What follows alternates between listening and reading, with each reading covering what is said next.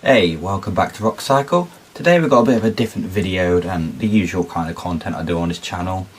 And it's going to be looking at the history of the band KC, one of my absolute personal favourites of all time.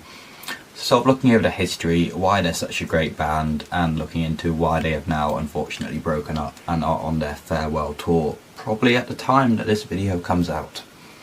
So let's just get into it. Quickly, on a side note, I just want to say before we get too into the video, I've been in probably some of the busiest weeks of my life with university work, and this is being done at 3 AM and it being a video that's a very different style from what I normally do, so please don't hate too much if I'm a bit stumbly with my words or a bit slow or whatever. It's just all a learning progression I'll get. So without that, let's just go straight into the proper video. KC is one of my favourite bands at the moment, really. I love to listen to them all the time, but I do find they're one of the hardest bands to describe. I can say they're a heavy band, and then if I try to give a more detailed explanation of the band, I don't really know what to say. They sort of combine heavy music with soft, slow music, basically, to poetry in a unique way, because they do view their music really as an art form, especially the lyrics. Is really a strong way of expressing themselves and letting things be said in a very clever and unique way and style. And that's why me and so many other people completely love this band. This really is a band that has really strong die-hard fans. Honestly, they're not the biggest, but the amount of people that have tattoos of this band is insane. I see it all the time on Twitter. So that's just sort of shows you the love that people have for them. So now to start with the band, well, the beginning of their story, I'd say, was Tom Weaver growing up in a small town in Wales, and he's their lead vocalist. Basically, he got into music because there wasn't really anything else to do in this small town, he said in interviews. It was either do that or do sports, and he wasn't much of a sports guy, so he started doing music. Then he sort of took a bit of a break, then when he went to university, and he joined a new band where he played guitar in it, because he didn't really want to be a vocalist at the time. He didn't really have anything to say that he thought was meaningful, and he'd also really struggled with English at school, he said in interviews. And that band was called Continents. He then left that band as he didn't find guitar playing meaningful to him, and he didn't really find it fulfilling. And it happened to be at the same time as his friend Liam Torrance left his band Hot Damn. And they did start working together, even though Tom Weaver wasn't keen on it at the time. He hadn't really had a positive time being a band member. But this is where he first became a vocalist, so it's quite a change up for him. And his life had gone a bit downhill, I say, since his early days in Wales, so he had a lot more to say and a lot more to express in his music. And that's really the key to their success, is how expressive their music is and the emotion that's carried through it.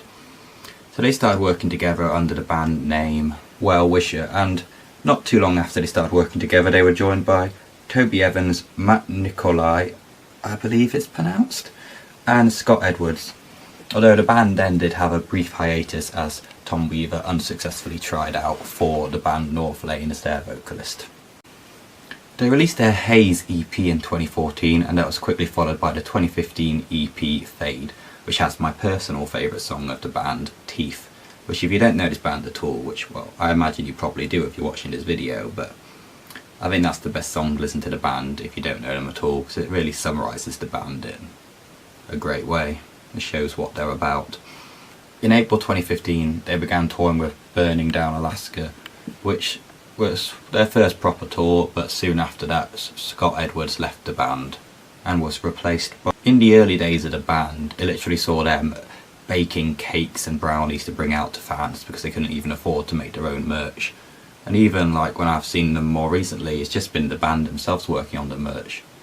They really are a humble band, and they don't really take anything for granted, and it has been a big part of this. The band reached new success in 2016 following the release of their album Love Is Not Enough, which, although it didn't really have big charting success, it got a lot of love and approval from fans and critics, because it's a very unique and I guess I'd say a quiet taste to the band. So the people that do like it absolutely love it, but the people that don't just don't, so that's really just simple how it is for them. On the album, Tom Weaver says, "Love Is Not Enough, for all those involved in its writing, was an album produced out of necessity. For me it came For me it came after years of failing to find a more productive solution to my mental health issues. For the band as a whole, it was born from a frustration of not wanting to pigeonhole ourselves, not wanting to settle for the sake of a label. Now this saw them go on some more tours and even performed at BBC Maiden Vale Studios. They were even nominated at the Heavy Music Awards for Breakout Artist of the Year, although unfortunately they did not win the award. 2017 again saw this band heavily touring, starting off the year with opening for Diarta's Murder, then Boston Manor, then the Amity Affliction and the Kerrang UK tour, as well as playing Download Festival and Leeds and Reading Festival. And they closed 2017 by releasing the first single from their new album, Fluorescence, which was pretty well received by most of the fans and critics around.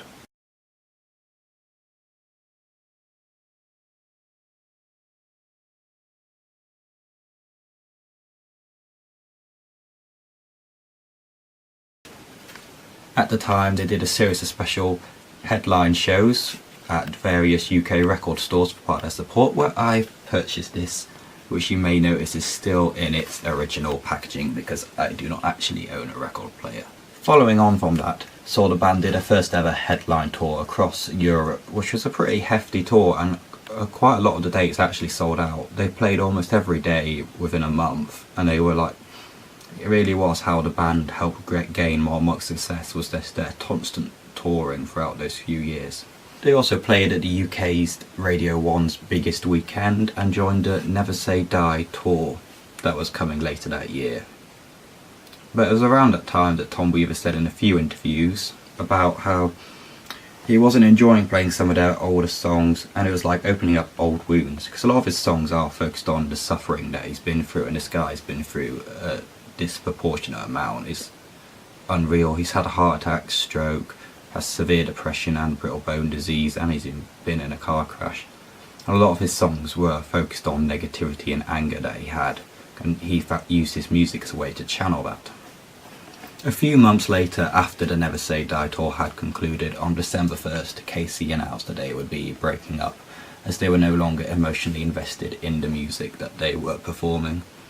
I think a lot of this does come from the stuff that Tom Weaver was saying in the interviews, that a lot of his music is very depressing. It's about the bad times in his life, and he doesn't want to keep dragging it up. He doesn't want to keep performing on stage about the worst times in his life, which is fully understandable, but still heartbreaking to hear as a fan.